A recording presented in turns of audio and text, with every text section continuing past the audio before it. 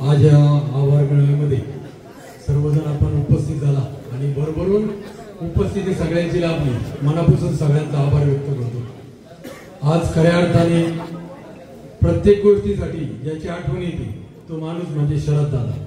कोणाला डीटीचा प्रॉब्लेम असेल शरद दादा, कोणाला दवाखान्याचा प्रॉब्लेम असेल आठवण येते शरद दादा, कोणाला पोलीस स्टेशनचा प्रॉब्लेम असेल आठवण येते शरद दादा। या शरद दादाने प्रत्येक माणसाला जात जपण्याचं काम केले, म्हणून आज शरद दादा बहुमताने निवडून आलेले।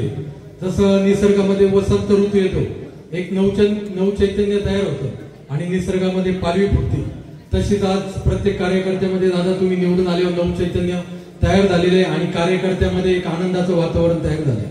दादा तुम्ही आमदार झाले, मी बऱ्याच वेळा म्हणलो दादा आमदार झाले म्हणजे आज प्रत्येक फाटका तुटका कार्यकर्ता आमदार झाला। दादा आज खरंच अभिमान वाटतोय। पाठीमागच्या वेळेस 2019 ला दादा आमची चूक झाली, तुमच्या अपयशामध्ये आमचा मोलाचा वाटा होता, कारण आम्ही तुमच्या बरोबर नव्हतो।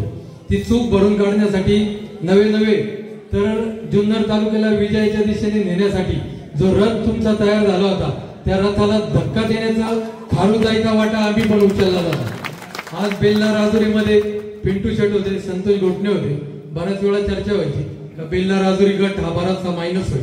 दादांना एक काळजी होती का बेल्ला पण मायनस होईल 1000 मतांनी, पण बेल्ला राजुरीमध्ये ज्यांनी सिंहाचा वाटा उचलला ते आमचे बंधू पंकज शेट कनसे यांचं मनापासून आभार व्यक्त करावं लागेल की जो रथ बेल्ला राजुरीमध्ये सगळ्यात पाठीमागं होता तो बेल्ला राजुरीमध्ये जवळजवळ बरोबरीने नेण्याचं काम जर कोणी केलं असेल तर ते पंकज शेटनी केलं असेल।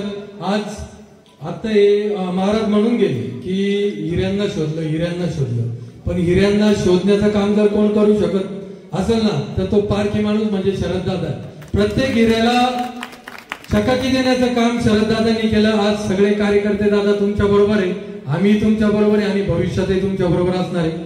पंकज शेटचं मनापासून आभार व्यक्त करत असताना आज बेल्ल्यामध्ये आमचे शिनूभाऊ गटकळ असतील, सोहेलभाई बेपारे असतील, राहुल शेठ कुंजीर असतील आणि सिंहाचा वाटा सागर शेठ लांबकडेंनी बराचसा उचललेला आहे।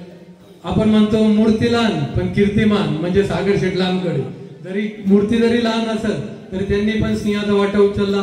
मनापासून सगळ्यांचा आभार व्यक्त करतो। आणि दादा आता आमचं काम संपलेलं आहे, इथून पुढे तुमचं काम चालू झालेलं आहे।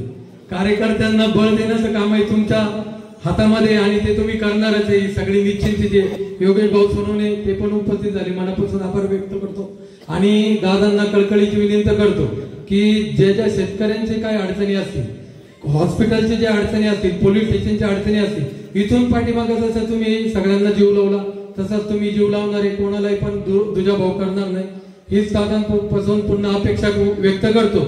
आणि या तालुक्याला जी विकासाच्या गतीला स्टॉप भेटला होता त्या विकासाला गती देण्याचं काम तुम्ही दादा नक्कीच करणार आहे हीच आशा व्यक्त करतो आणि मनापासून तुम्हाला धन्यवाद देतो। जय हिंद, जय महाराष्ट्र।